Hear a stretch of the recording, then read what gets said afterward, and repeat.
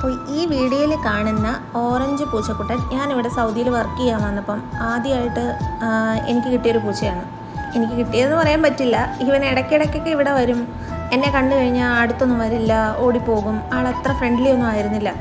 പിന്നെ ഞാൻ പതുക്കെ ഫുഡൊക്കെ കൊടുത്ത് ആളെ ഒന്ന് വശത്താക്കി കൊണ്ടുവന്നു.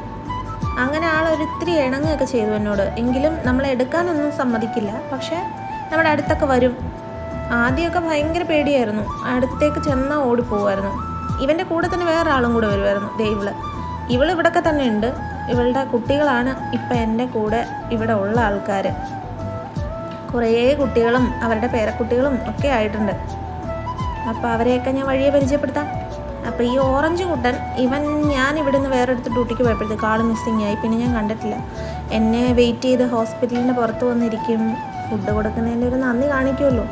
പൂച്ചയ്ക്ക് നന്ദി ഇല്ലെന്ന് പറഞ്ഞാലും അവർക്ക് നമ്മളോട് ആ ഒരു സ്നേഹവും നന്ദിയൊക്കെ ഉണ്ടാവും. നമ്മൾ ഫുഡ് കൊടുത്തു കഴിഞ്ഞാൽ എൻ്റെ പുറകെ നടക്കും. ആദ്യമൊക്കെ എന്നെ നല്ല പേടിയായിരുന്നു.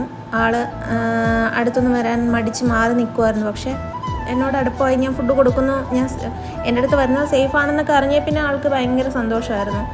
എൻ്റെ കൂടെ വരും. ഞാൻ ഡ്യൂട്ടിക്ക് പോകുമ്പോൾ എന്നെ ഫോളോ ചെയ്യും. അവിടെ വന്ന് ഹോസ്പിറ്റലിൻ്റെ ഫ്രണ്ടിലിരിക്കും. ഞാൻ വരുന്ന ടൈം ഇവന് കറക്റ്റ് അറിയാം.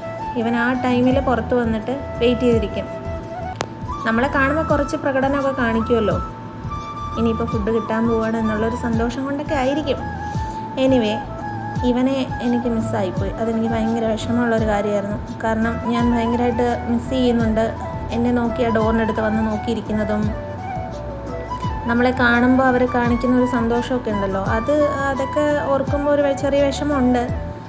പക്ഷേ എന്ത് ചെയ്യാനാ, അവനെവിടെയെങ്കിലും ഹാപ്പി ആയിട്ട് ഇരിക്കുന്നുണ്ടാവും. അങ്ങനെയാണ് ഞാൻ വിശ്വസിക്കുന്നത്. അങ്ങനെ തന്നെ ഇരിക്കട്ടെ. ഇപ്പോൾ എൻ്റെ കൂടെ ഉള്ളത് വേറെ കുറേ പൂച്ചക്കുട്ടന്മാരുണ്ട്. അവരെയൊക്കെ ഞാൻ വഴിയെ പരിചയപ്പെടുത്താം. ഇവനെ ഓർത്തത് കൊണ്ട് എന്നും എൻ്റെ ഓർമ്മയ്ക്കായിട്ട് ഇവിടെ കിടന്നോട്ടെ എന്ന് വിചാരിച്ച് എന്ന് കാണിച്ചു എന്നേ ഉള്ളൂ.